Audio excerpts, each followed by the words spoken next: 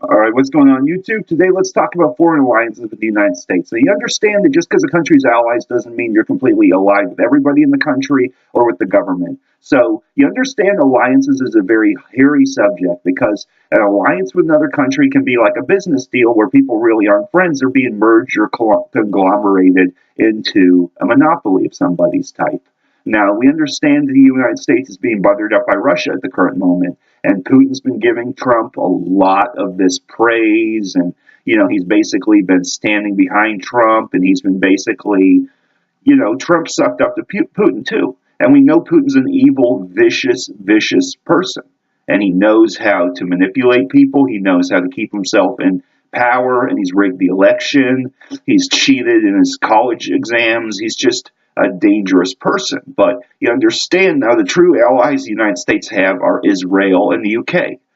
Israel and England are always going to be very good alliances with the US. And the US has a lot of British blood in America. The British and the US have become inseparable, really, and they've basically fought alongside in a lot of situations. So you understand this. Now, with this said, I understand that alliances with other countries and the idea of peace can be a very relative and dangerous term.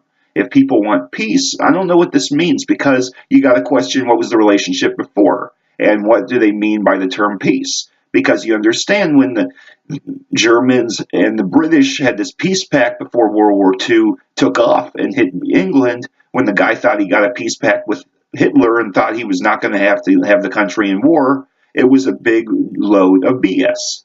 Just like when there were peace pacts the Japanese gave to the United States early on World War II, they were all BS. So you got to understand alliances sometimes are exploitative or other countries are looking in their interests.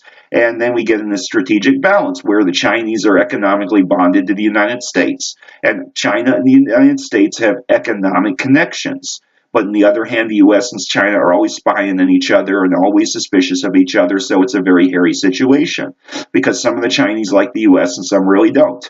So the Chinese and America are different. Now, India is more likely to be a complete ally of the United States.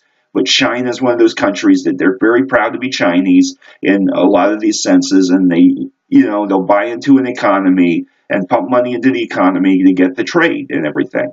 And you got to understand that the Chinese economy runs the United States, and the US and China own each other, and they're basically inseparable, and they're one because we have this free trade pact, and China has to have this money from the United States to keep their consumption going, building and all this stuff. And when they've had a recession and less stuff was purchased, they couldn't build the Denver every 2 weeks afterwards. So you got to understand that the whole world picture, every country is connected. You may have deflation, inflation, or anything in a country. It spreads over, just like the Asian fiscal economic crisis. And so basically, when we look at these kinds of issues, one country can get enveloped in another issue from another. And then you got to realize when it comes to this whole thing of alliances, we can have allies that are friends with countries we're enemies with. And then it creates this issue. How do we deal with the enemy countries? Or we got people that we don't want to be at the back of that are basically allied with countries we are not friends with. So we get into this issue.